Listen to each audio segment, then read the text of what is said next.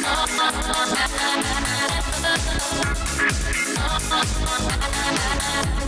morning, everyone. Welcome to 8 West. Hope you survived your 4th of July. Oh, It's a little crazy in some areas. Fireworks going all night.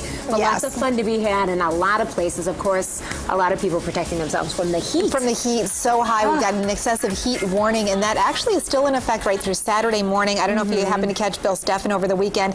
Forecasting a high temperature in Grand Rapids of 101 tomorrow, which is really high considering he's never, ever in the 30 years he's been doing weather here, ever forecast a temperature that high. That's incredible. Yeah. Just seeing the 8-day forecast and seeing the 3 digits on one, I'm like, I know. It's just not supposed to be. But, you know, of course, we had a warm winter. Right. And just kind of think about some of those crazy weather patterns that we've been seeing this year, and if that has something to do with what we're seeing this summer. Well, we do want to make sure that you know what the symptoms are of heat exhaustion, because seriously, it is dangerously hot and humid outside. If you, we've got a Miranda Park party going on today. We know we've got a lot of people, thousands of people heading out to the Hastings area, to the Berry County Fairgrounds. If you're dizzy, you start feeling overly fatigued, you get headache, muscle cramps, nausea, you start feeling your heart beating really fast, or maybe feel your skin getting clammy, you need to immediately stop what you're doing, find some shade, sit down, and drink some water, because again, it doesn't take very long to go from heat exhaustion to heat stroke, and that's when your body organs can start to shut down. So it is really a potentially dangerous situation out there today. Now, I was talking to Miranda this morning. Yeah. You know, the best way to beat the heat, water. Of course. Bring your own supply. Bring your own supply. Yeah, absolutely. There will be lots there, but bring your own too. And they also have 3 fire trucks. Good. Coming in. Good. They're going to be sprinkling down the crowd. Yeah. So don't wear silk. Just kidding. Not Wear your bathing anyway. suit if you want, Yeah. you know, because great idea. The Berry County Expo, there's really not a lot of trees there. Right. There are some buildings where the animals are, and you can go to get some shade there, but not a lot of natural shade through trees and things like that. And so you want to keep that in common as you bring your family out. You know, I was at a parade yesterday. I'm going to show a picture in just a moment, but there was an older gentleman that was there and was getting treated for heat-related issues because it was just so hot in the middle of the day when we were doing some of the really busy things that we were doing for the holiday. We had a lot of people with storms early this morning, and now we've got thousands of people in our viewing area without power this morning. That's the worst, when you lose power, so you really don't even have a way to beat the heat, or if you don't have air conditioning. But again, a couple more days until we really break out of the heat.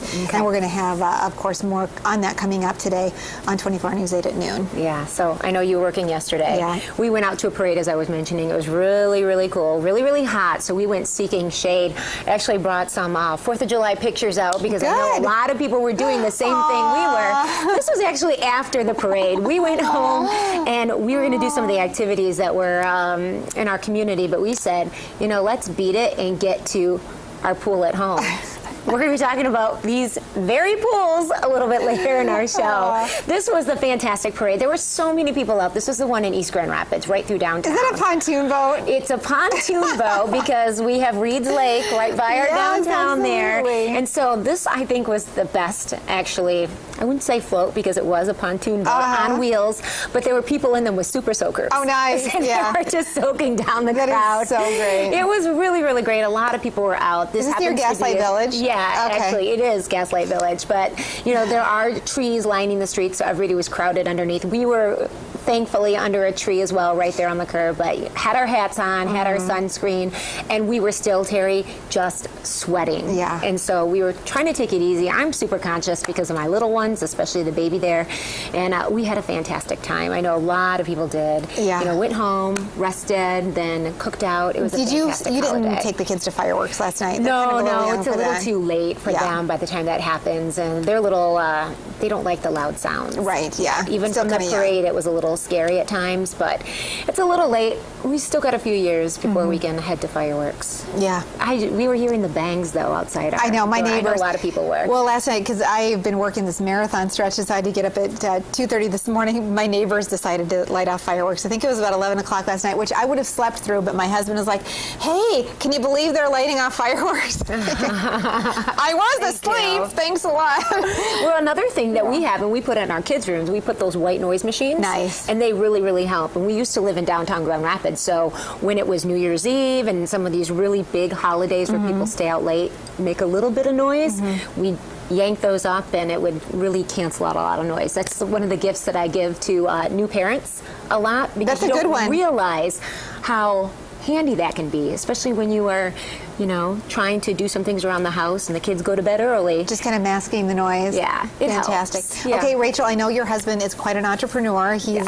got quite a mind for business. But how do you learn those skills about becoming your own business owner? Where there's a great organization in the Grand Rapids area called GROW, Grand Rapids Opportunity for Women, that really helps connect women with the opportunity to own their own businesses and get the resources they need. Yeah, and we just got news from the organization, Grand Rapids Opportunities for Women.